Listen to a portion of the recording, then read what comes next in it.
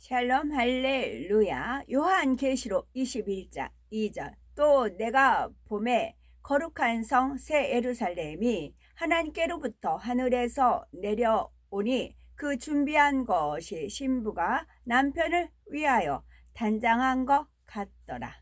아멘.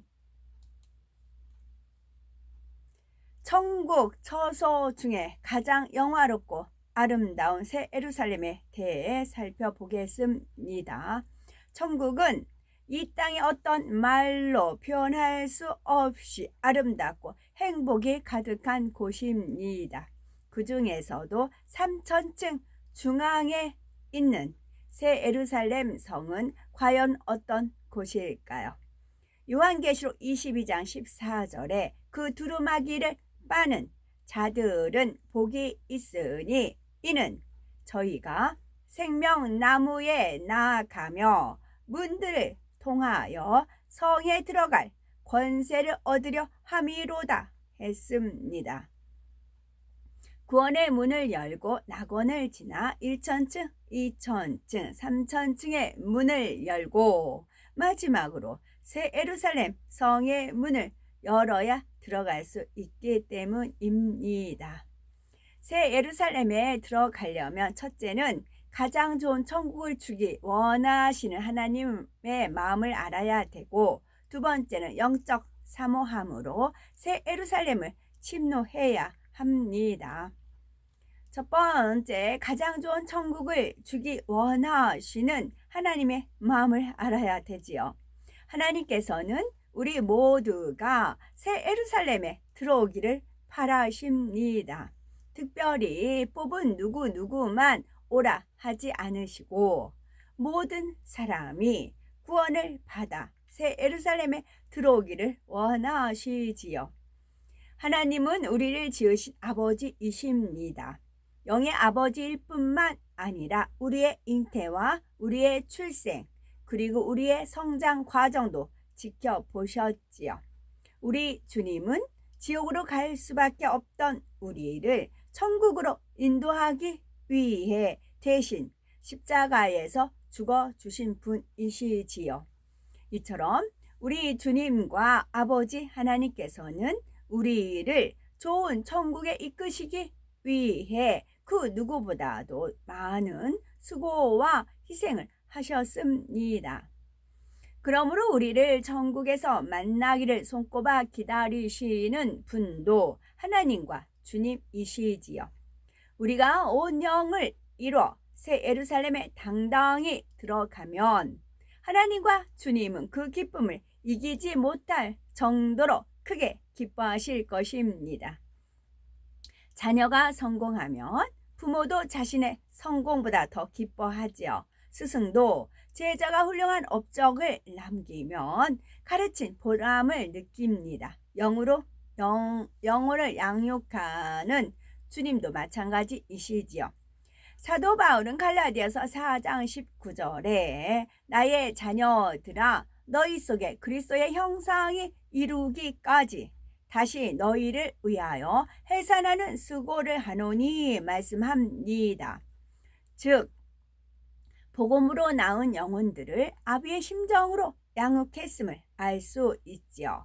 데살로니가 전서 2장 19에서 20절에는 우리의 소망이나 기쁨이나 자랑의 면류관이 무엇이냐? 그의 강림하실 때 우리 주 예수 앞에 너희가 아니냐? 너희는 우리의 영광이요 기쁨이니라 고백하였습니다. 이처럼 복음으로 품은 영혼들이 잘 되는 것이 사도 바울의 큰 기쁨이었습니다. 단 한 번이라도 영혼 구원을 위해 전도하며 사랑으로 섬기면서 기도하신 분들은 사도 바울의 심정을 이해할 수 있을 것입니다. 전도한 영혼이 교회에 처음 나올 때에 전도자의 느끼는 기쁨은 이 세상의 그 무엇과도 바꿀 수가 없죠. 그가 믿음이 성장하여 일꾼이 되면 그 자체만 봐도 뿌듯하지요.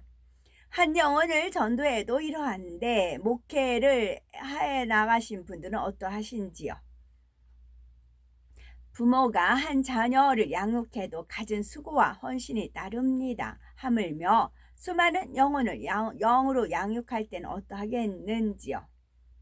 오직 한 명이라도 더 새 예루살렘에 들어간다면 아버지 하나님께서는 얼마나 기뻐하실까, 주님께서는 얼마나 좋아하실까라는 마음이신 거지요.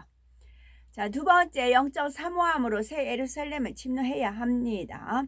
주 앞에서 연단을 받다 보면 자신이 아주 작게 보이거나 자신감을 잃기도 합니다. 그래서 나 같은 사람이 어찌 새 예루살렘에 갈 수 있단 말인가 하며 지레 낙심하고 포기하기도 하지요. 이때 생각을 바꿔서 해보시기 바랍니다. 아버지 하나님과 주님은 우리를 위해 온전한 사랑을 주셨습니다. 세상 사람들도 자신을 알아주는 사람을 위해 목숨을 바친다고 하지요. 하나님께서는 우리를 대신하여 자신의 아들을 죽게 하시기까지 사랑하는 증거를 보여주셨습니다. 아버지 하나님께서는 우리가 이러한 아버지의 사랑을 믿음으로 꼭 새 예루살렘까지 침노에 들어오기를 바라시지요. 그런데 사모함이 너무 앞선 나머지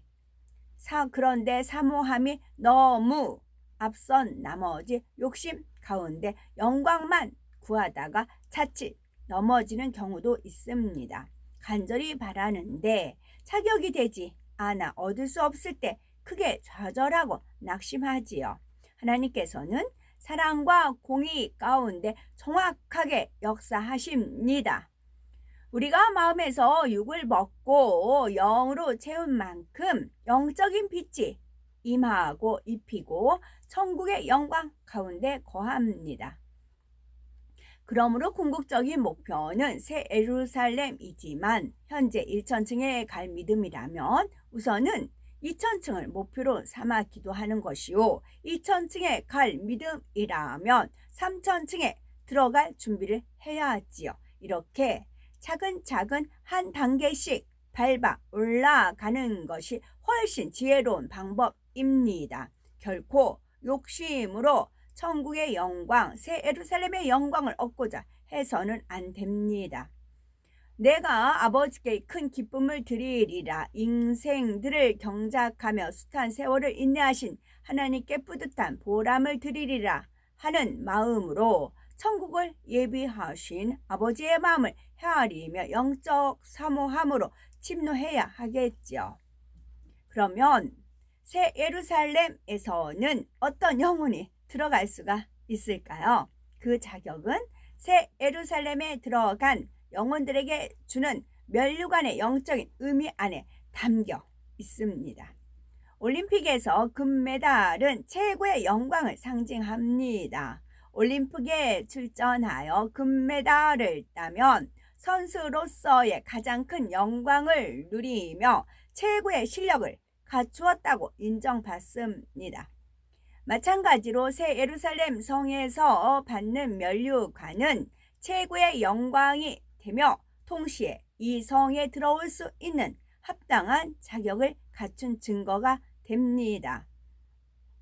1천층, 2천층, 3천층에서는 면류관을 기본으로 한 개씩 주는데 새 예루살렘에 들어온 영혼들에게는 기본으로 2개의 면류관이 줍니다. 기본적으로 주는 면류관이란 새 예루살렘에 들어온 모든 영혼에게 준다는 뜻이지요. 또한 특별한 날뿐만이 아니라 평상시에 쓴다는 의미가 담겨 있습니다.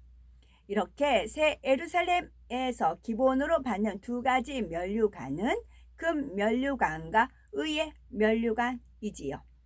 이 면류관에 담긴 영적인 의미가 바로 새 예루살렘에 들어갈 수 있는 자격과 같습니다.